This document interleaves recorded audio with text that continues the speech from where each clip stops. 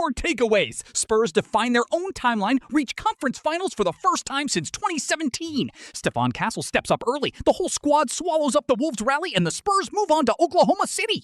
You watch NBA games long enough, and you'll invariably see something you've never seen before. Late Friday night, it was this. Minnesota's Anthony Edwards walking to the other end of the court at Target Center in hoodie and sweats to congratulate the San Antonio Spurs on their 4-2 series victory.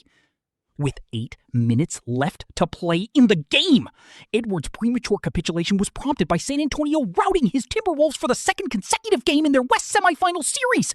This one was wire-to-wire, a 139-109 spanking that looked even worse. 128-95 at 8:01 of the fourth quarter when both coaches pulled their rotation guys and Edwards made his stroll to the visitors' bench.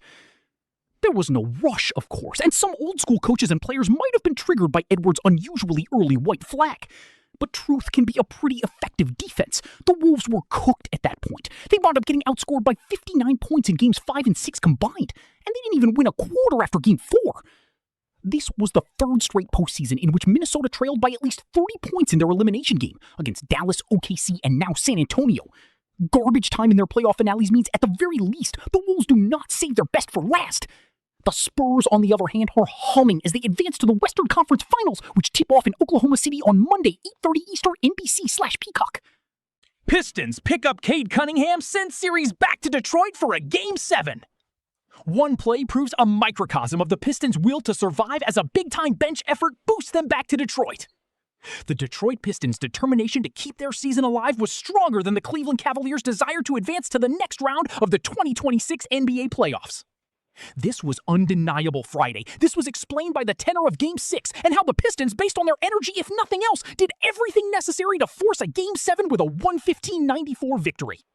And so that's where this conference semifinal series is headed, to Detroit on Sunday, 8 p.m. Eastern Prime Video. And based on the series to date, all signs pointed in that direction anyway. The Pistons went into Cleveland feeling the weight of a top seed and chose to perform like one. "We did what needed to be done," said Pistons coach J.B. Bickerstaff. Meanwhile, the Cavs never found a rhythm, fell behind early, and couldn't generate a strong enough response. Well, they'll have no choice but to do so Sunday. "We gotta play better," said Cavs coach Kenny Atkinson. "We've got a great opportunity still. Not gonna be easy going on the road for Game 7, but Game 7s are a toss-up." Spurs advance to Western Conference Finals. Pistons force Game 7. Check out the best from Friday's Game 6 action with the NBA.com live blog featuring Pistons Cavaliers and Spurs Timberwolves. Enjoy the best of the 2026 NBA playoffs presented by Google with the NBA.com live blog featuring all of the meaningful moments, performances, observations, news, and highlights from Friday's action. That does it for a thrilling night of NBA playoffs hoops. The Detroit Pistons tied up their series against the Cavaliers to give us a Game 7 on Sunday, while the San Antonio Spurs defeated the Timberwolves to advance to the Western Conference Finals.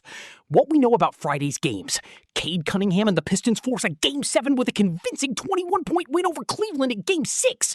Game 7 in Detroit is set for Sunday on Prime Video as the top-seeded Pistons get their 4th win facing elimination in the 2026 NBA playoffs.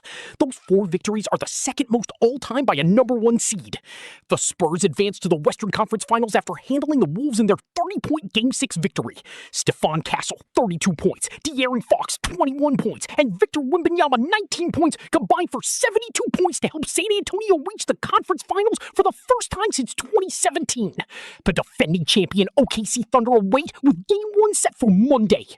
Spurs and Thunder set for WCF. Cavs-Pistons Game 7 awaits Sunday. The Spurs eliminated the Wolves, setting up a rematch of rivals in the Western Conference Finals. The East semis head to Game 7. Castle to Wemby. Rookie of the Year to Rookie of the Year. From the lottery to the Western Conference Finals. San Antonio's future is here now, with a date with the defending champs on the way. Spurs dominate. Stephen Castle and crew leave no question in advancing to WCF. Back to Detroit. Pistons hand Cavs' first home loss of playoffs to force Game 7.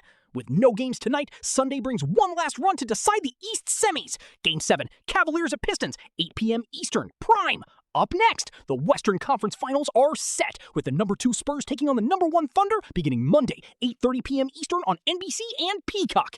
Kia MVP Award. Punctuating NBA award season, the winner of the 2025-26 Kia NBA Most Valuable Player Award will be revealed Sunday during Prime's pregame coverage. 7:30 p.m. Eastern, the finalists are Shai Gilgeous-Alexander, Thunder, Nikola Jokic, Nuggets, Victor Wembanyama, Spurs. Social Justice Champion. Finalists have also been announced for 2025-26 NBA Social Justice Champion Award, including 3 players active last night: Tobias Harris, Harrison Barnes, and Larry Nance Jr. The winner, to be announced during the conference finals, will receive the Kareem Abdul-Jabbar Trophy. Game 7. Again, who's got the edge in this familiar finale for both clubs? Brunson's legacy, reflecting on Captain Clutch's New York ascent, 4 playoff runs in. Draft Combine, unique backstories and facts for this year's top draft prospects.